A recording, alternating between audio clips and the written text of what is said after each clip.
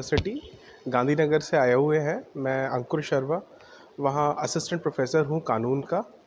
राष्ट्रीय रक्षा यूनिवर्सिटी गृह मंत्रालय के तहत एक भारत का महत्वपूर्ण संस्थान है जो अभी आपने देखा होगा कि दिसंबर के महीने में भारत के आदरणीय गृह मंत्री श्री अमित भाई शाह ने पार्लियामेंट में 3 नए कानून रखे थे, जिनका उद्देश्य पूर्ववर्ती 3 कानून जो कि हमारे क्रिमिनल लॉ की आधारशिला हुआ करते थे, जिसमें एक भारतीय दंड संहिता 1860, क्रिमिनल प्रोसीजर कोड और भारतीय साक्ष्य अधिनियम हुआ करता था, उसको ख़त्म कर कर एक नए कानूनों को रखा गया है। हालांकि ये तीनों कानून अभी केंद्र सरकार ने नोटिफाई नहीं किए हैं, लेकिन भारत के पार्लियामेंट के दोनों सदनों ने उनको पास कर दिया है और भारत की महामहिम राष्ट्रपति आदरणीय द्रौपदी मुर्मू जी ने भी उसको अपनी एसेंट प्रदान कर दी है। अब भारत सरकार उचित समय पर इसको नोटिफाई करेगी और छोटे छोटे जैसा कि खबरों में पढ़ने में आ रहा है कि केंद्र शासित प्रदेशों से उसको हल्के हल्के पायलट बेसिस पर लागू किया जाएगा। आप लोगों को सभी को पता है कि जो हमारे पूर्ववर्ती भारतीय दंड संहिता हो या क्रिमिनल प्रोसीजर कोड हो या भारतीय साक्ष्य अधिनियम, तीनों के तीनों कानून अंग्रेज़ों के ज़माने के बनाए हुए थे और अंग्रेज़ों ने जब ये दंड संहिता और नहीं देखा करते थे।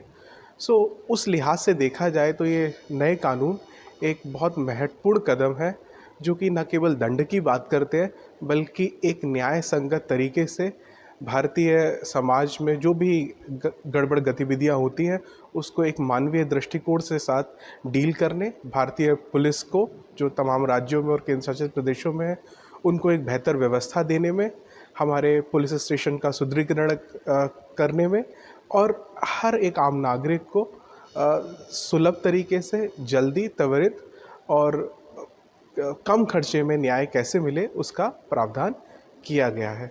बहुत से जैसे आपने मेरे से डिस्कस किया तो बहुत सारे प्रावधान ऐसे हैं हमारे कानून में, जिसमें पुराने ऑफेंसेस में फ़ाइन बहुत कम हुआ करता था।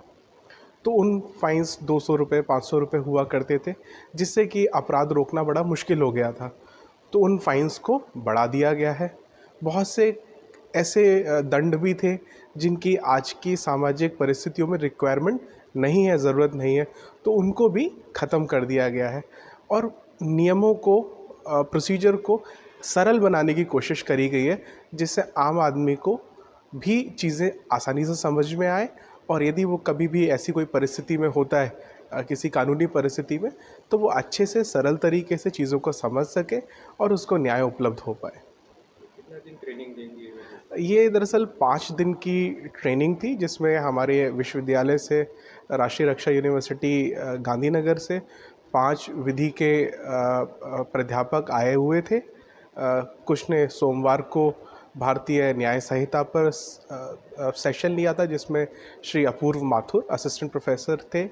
साथ ही साथ हमारे यूनिवर्सिटी के डीन श्री सुशील गोस्वामी जी, जो कि डायरेक्टर भी हैं और यूनिवर्सिटी डीन हैं, उन्होंने भी भारतीय साक्ष्य अधिनियम और क्रिमिनल प्रोसीजर कोड पर सेशन लिए थे। मेरे साथ में इस समय श्री राजदीप घोष जी हैं, जो मेरे वहाँ प्राध्यापक हैं कानून के, वो भी सेशन ले रहे हैं और मैं भी यहाँ पर कुछ सेशंस ले रहा हूँ। मेरा अंकुर शर्मा। इसी तरीके के और भी सेशंस भविष्य में दादरा नागरा दमन दीव पुलिस ने आयोजित करने का लक्ष्य रखा है और इसी प्रकार अगले महीने 2 महीने में सारी की सारी जो पुलिस फोर्सेस हैं आपके केंद्र शासित प्रदेश की, उनको नए कानूनों में ट्रेन करने का संकल्प लिया गया है। एक्ट में हमेशा इंटेंशन इस बात की होगी, भारत की संप्रभुता, अखंडता, एकता, आर्थिक सिक्योरिटी या इन जनरल सिक्योरिटी को ठेस पहुंचाने के लिए किया गया है और with the intent to strike terror या फिर एक टेररिस्ट एक्ट होगा। ओके, ये क्लियर है? तो ऐसा नहीं कि किसी बहुत बड़े हार्डेड क्रिमिनल को छुड़ाने के लिए करा गया हो, लेकिन कोई भी कार्य जो सरकार करने में कॉम्पिटेंट है उसे ना करने के लिए बोलना। सपोज मुझे किडनैप कर लिया है और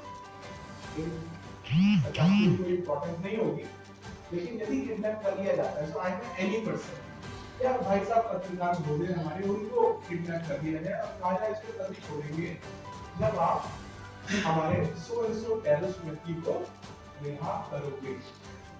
तो किडनैपिंग, डिटेंशन और एब्डक्शन ऑफ ऊपर में लिखा हुआ है to compel the government of India, state government, UT administration और फॉरेन कंट्री भी, किसी विदेश की कंट्री के लिए भी, और the government of foreign country international government to do और to abstain from doing some act. Okay, so government of India ने ऐसे यहाँ पर एक डैम बनाने की योजना शुरू कर दी। वो डैम बना रहे हैं, लोग विरोध कर रहे हैं उस डैम का, हमारे गांव की जमीन चली जाएगी। Are they terrorist? No, but यदि वो किसी की किडनैपिंग कर लेते, उस टेररिस्ट एक्ट से हो क्या रहा है? तो उसमें ए में आपके 5 क्लॉज दिए गए हैं। पहला तो डेथ और इंजरी टू एनी पर्सन और पर्संस। सेकंड, लॉस और डैमेज और डिस्ट्रक्शन टू प्रॉपर्टी। अब यहाँ खास बात ये है कि हम लीगल पीए में जाते हैं तो वो भी बात करता है कि ये सब टेररिस्ट एक्टिविटी सर्टिफिकेट होता क्या है? It may cause death of person or persons. It may bioweapons or any other similar modes. Okay, so by any other means of whatever nature to cause or likely to cause following activities. Okay, so भविष्य में जैसे जैसे development होते जाएंगे हमें नए नए तरीके के वेपन्स का बारे में पता चलता जाएगा।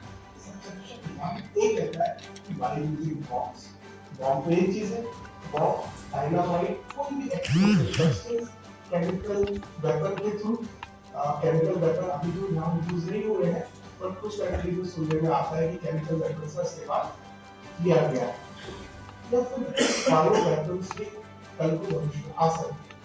कभी कभी ये भी भारतीय राज्य भी कोरोना बायो वेपन था या नहीं था, हमें नहीं मालूम आज की स्थिति में, लेकिन हम नहीं कर सकते।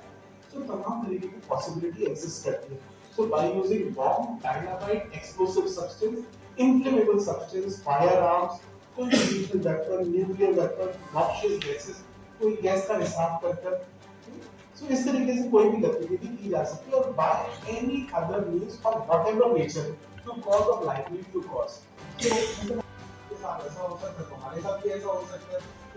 सो इस प्रावधान के तहत जो टेरर का इंप्रेशन है वो न केवल देश की जनता में हो बल्कि विदेश के लिए भी टेरर आयोजित हो रहा हो, तो उसको भी इसमें कवर करा गया। ऐसा आप देखेंगे with the intent to strike terror or likely to strike terror in the people or section of the people of India or in any foreign।